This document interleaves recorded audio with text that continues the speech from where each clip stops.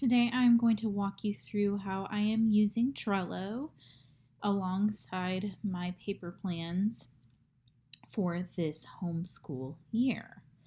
I've really enjoyed using it and I thought I would share what is working for me. I'm also using the internal camera for the computer, so I apologize if the sound quality is a little rough. You can see I have 3 boards up at the top here. I have the schedule board, the week board, and the daily template board. This is so I can rearrange. My homeschool schedule is basically the same thing as the daily templates, except I can rearrange items here and feel like I'm not messing up the week. So when I go back here, you'll see that this one is labeled this week, and I always use this one as the weekly schedule and note taking and all of that. And then my daily templates are the same thing as the homeschool schedule, except this is where I will go through and copy and paste the whole thing into my board for the week. So I'm going to go back home. This is my this week, and there's lots of different board walkthroughs. I'm gesturing and you can't see it on YouTube that you can go and see how to set up these. So I made these pictures on, I believe it was WordSwag. It's WordSwag that I made these pictures on. And the title of the card up here is the day of the week. And then I have an extra bin here. And then there is my complete week 1, complete week 2. And so now I need to add another list. I need to make my complete week 3.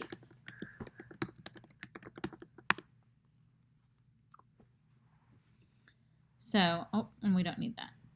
So now I will move anything that we complete to this row of cards. When I look at the schedule for the week, I can go through now and say, okay, well, we're not having Krav Maga this Wednesday. So I can archive that and get rid of that card. It's gone now. I have my dailies listed here, and each daily has a checklist down here at the bottom. It has to do our Bible reading, our hymn, and our poem of the day. We're just reading through A Garden of Verses from Robert Louis Stevenson. You can see also here, this is where the image is linked. It says daily right here. This is the cover of the card that I have clicked on.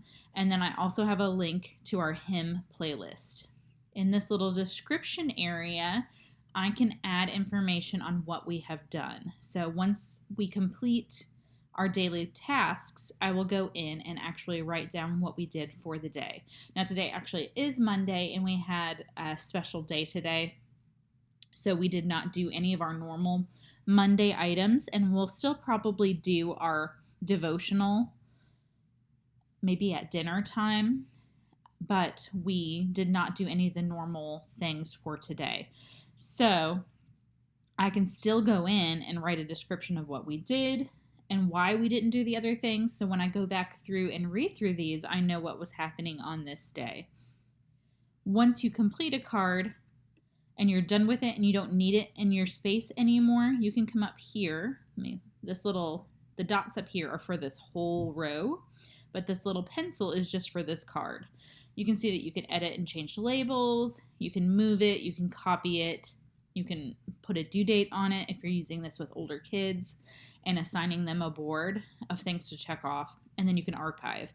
Archive means basically delete. It goes into an archive pile that's not really sorted by anything, and then from the archive pile you can permanently delete things. So if I am ready to move my Monday card over for the week and say, okay, well, today is Monday and we are done. I'm going in this week's board. Under my list, I'm going to go down to complete week 3. And it's going to be in position 1. Now, everything that I put over here for today will go underneath that Monday. So if you look at my old complete week 2, you can see I have Monday, August 10th. And underneath I have daily, what we did in the beauty loop. So this was artist. I said what we were studying and I checked off the item. Down here are the books that we read and the science and history that we did, what we did for math and language arts, and I will put in little notes about what they practiced or what they did here, and I've really enjoyed that. And then you see my Tuesday card.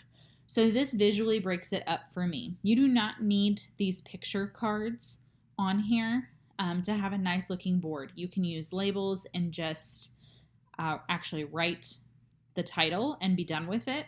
But I really like a visually pleasing board. So when I am ready to start my week, I can go through and I can move things so they fit a little bit better. Now, when I pull an item into a new column, I can drag it and put it anywhere that I want. So because we are not doing our normal activities for today, I have this artist category that I can go ahead and move into a different spot. If you hear me shifting around, I'm getting the plug for the computer. So I am going to look at, and yes, I just dropped something. I'm going to look at my week and decide when we have extra time. Well, I know that we have a Nature Explorers activity for Wild Explorers on Friday. So I don't want to put my beauty artist over there on Friday because we already have enough happening on that day. So we do still want to look at some of the artist artwork this week. It won't be an intense study. And so I know we have a book to read with our folk song, so I'm going to put it over here with our fable. So now I have both our artist and our fable on Thursday, and I've already started to shift my week. Down here, we do have a 50 famous stories to read. I believe it's just one story this week. It's just one story. Some weeks it's more than one. So I am going to move it over here onto Tuesday because I know we'll have a little extra time there. I would like to get our history read earlier in the week. So I'm also going to move this Curiosity Chronicles right here. This is our listen and read aloud. For science, we can always watch this another day. So for right now, I'm just going to stick it over here in Wednesday and kind of after some of our readings. And that way, if we have extra time, we can do it then. And if not, I can always shift it later in the week. So we are not doing any Brave Writer today, so I'm going to go ahead and archive that. We're not doing any math today, archiving it. And these individual subjects can go away. So now all I have left is this little daily box, and I still may move it over. Once we do our devotional, I'll write down what we read. And like I said, I think we're going to do that at dinner tonight. So then when I go over here to Tuesday, I can look through and see how many readings I have happening. I have 50 famous stories retold. I have our history and then our island story. I have the Blue Fairy book, which we're actually going to read one of these this week. So I can notice right away we're kind of heavy on reading. So I may choose tomorrow to shift one of these to another day. We read A Letter from Isabel. We're a little bit behind from a Letters from Afar, and we studied the geography for it. So I'm going to leave this here for now, but we also may move that. We may just go right into some of the activities for our history, depending on how we feel. So I'm also going to leave this activity book right here. We will read from our Brave Writer, DART is what it's called this year, and we will do some copy work for sure tomorrow. We will also hit the individual subjects. So tomorrow's a little bit heavier day, but we don't have to get through all of these. I can push these, which is what I like about this. It helps me to not feel like, oh, what did we miss? What haven't we gotten to? Because I can see it, or I can leave it in the card and get to it later like I did here with Monday. So same thing when I go up to Wednesday, I can look at our load. And our Wednesday load is a little bit lighter because we were going to an activity on Wednesdays that we are no longer doing. So I may be able to move some things over as well. We're actually not going to be doing Shakespeare this week, so I'm going to archive that. This is where I put in that mystery science video, and I already know that there is no Trial and Triumph reading for this week, so I'm going to archive that. There is no James Herriot Treasury for this week, so I'm going to archive that. And this does not change my template board, so I can get rid of it this week and still have the template for next week. If we have one of those readings, we'll do it on Wednesday, which is nice. And then here's all the individual subjects. So Wednesday's a little bit lighter, so once we get through some things on Tuesday, I know that now that I can shift things over to Wednesday if I need to. There are some things that we always read each week and some things that we do not always read. We are following kind of our own schedule plus some of the readings from Ambleside Online Year 1. We have all of the books for Ambleside Year 1 and never got to them, so I am using the reading schedule from them. So for example, Parables of Nature, there is not another reading until week 5. So we do not need this card for this week. We read Paddle to the Sea every week, pretty much. There's one skipped here and there, and so we can leave this in. We try to do Brave Writer every day. We'll try to work on our Curiosity Chronicles timeline, and then our individual subjects. So Thursday's ready to go for the week. On Friday, we have Burgess Bird Book, and we read that every week no matter what. There's always one of those scheduled. There's not always a Just So story, and there's actually not one for this week, so I can archive that and get rid of it. I keep accidentally right-clicking. That's why you guys are seeing that pop up. And then we also try to work on the LAT book if there's anything to work on with our history curriculum. I try to hit another science video if we have time and do the activities that come with it. When you pull up, it'll say one video and activity because a lot of times we use mystery science and there are fun things to do with it. And then we have all the individual subjects down here as well. And you'll notice my individual subjects are labeled by color. So I have just the plain title for language arts. My youngest is doing phonics. He's doing logic of English. And so you can see that right here. His are all labeled green. My oldest is using The Good and the Beautiful. And he's also using Brave Writer. So I can put both things under his language arts, and I did not label his as what he was doing. So over here in extra, I just keep an extra Curiosity Chronicles option. So if we want to work on the LAT books at some point in time, but it's not officially in our schedule, I can always throw that in. I can copy it. So I just go here, copy, and I put it right back where we are. I keep right clicking. There we go. I don't know why it's a struggle today. So now you see I have 2 identical cards. Well, we want to work on our LAT books also on Wednesday. So I can stick it over here and I still have that extra one here if we want to work on it another day. Does that make sense? Hopefully. We also have Story of the World over here. My oldest is reading it. So anytime that he does a personal read of this, I can stick it in. If we decide to read it as a family, I can stick it in there as well. So the nice thing is once I move all of these items to our completed week card, I have an empty board of just the days of the week, and I can remove those. I can go back to my daily templates, and then all I have to do is copy the list. It will duplicate all the cards. It takes it a minute, and then I can move it. Move all cards on this list. So this is the current one. Okay. Move list, and I can pick the board this week and put it in the position number 1 because Monday is number 1, and it would move it over to my this week board. So it's always fresh, always ready to go. I don't actually need that this week because I've already done it, so I'm going to get rid of it. But this stays the same for me each week, so that way I can just come in and copy and paste. And I have split our readings, so it's not too heavy on one day. So things that we read every so often, kind of shift days. We don't always read the Blue Fairy. We don't always read Trial and Triumph, but we do read Our Island Story almost every day, every week. We do read Paddle to the Sea almost every week. So I put those on different days so we're not heavy on one day and light on another. And that way, if we do have a day where we need to take off because we have appointments or something happening, we are good to go. So this is the other thing I wanted to show you before we go.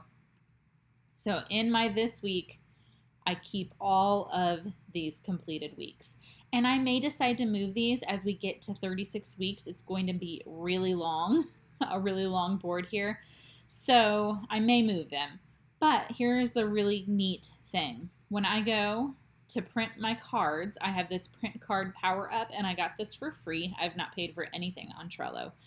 I can click it, and I can choose to print my complete week 1. And then it pulls up options. This is compact cards. You won't see all of your details on here. This is printing the full page as cards. This will print your photos as well, which if you are adding actual pictures of books and pictures of your kids doing things, then and making that your cover of the card, this is a great option. You can see here it lists the description. It also lists the labels. It lists any of the checklists that you might have done. And then it lists the cover photo that you have for that card. I am really liking this print as board cards option, and it may take it just a second to load here. So you'll notice that there is no picture here, but the cool thing is it puts in all the vital information. So I already know what the subject was just by the title.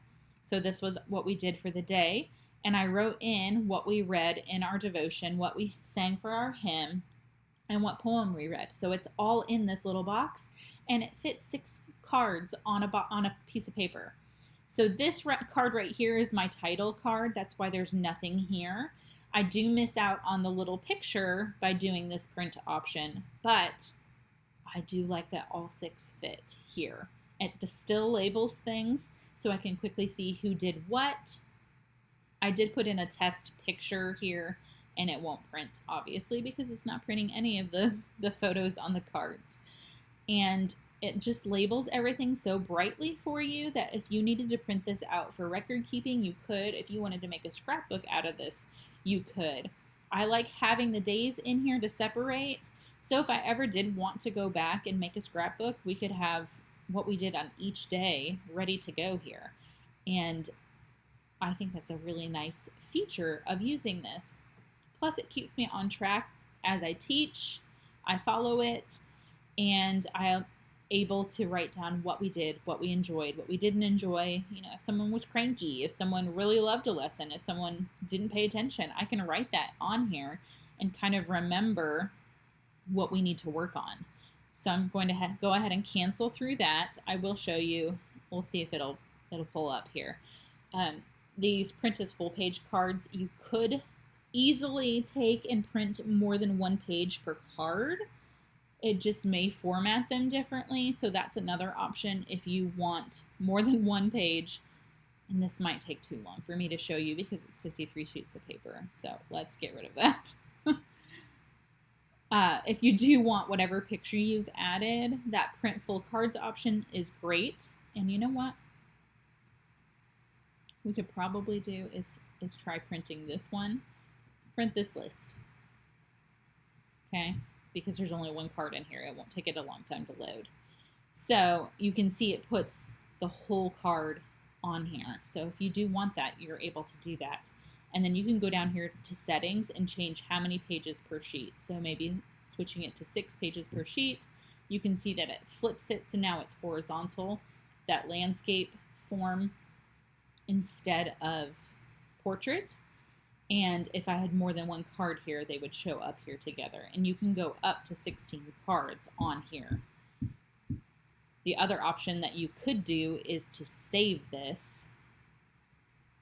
And instead of setting your destination as a printer, you could go down and save it as a PDF. And then eventually combine things as well and print it all together and have it bound and whatnot. So I'm really enjoying Trello because it is so flexible. I still like having a paper planner where I can write things down and see where we've been and what we're doing, and I can easily stick pictures in. I'm such a paper planner gal, but the convenience of switching items around in here and getting rid of what we don't need and being able to visually see what we have coming for the week without having to do a ton of prep is awesome. I made this board once and I can use it over and over and over again. I'm not sitting down each week and writing out what we're doing and how we're going to fit it in each day. I can visually see, oh, Tuesday is really heavy. Let's move one of these over, and easily do that and have set myself a schedule for the week that's not going to wear us out. So I really enjoy it. Like I said, there are a bunch of other videos on YouTube that you can pull up to watch how to make a board. And I could certainly make one of those if some of you want to see that, how you would go about making a board and making cards and all of that. But I just wanted to show you how I'm using mine. There are tons of different options. I know some people keep all of 1 week in one little board card coming down, kind of like this one would be the whole week. Some people put it by subject and keep all of their subject items all together.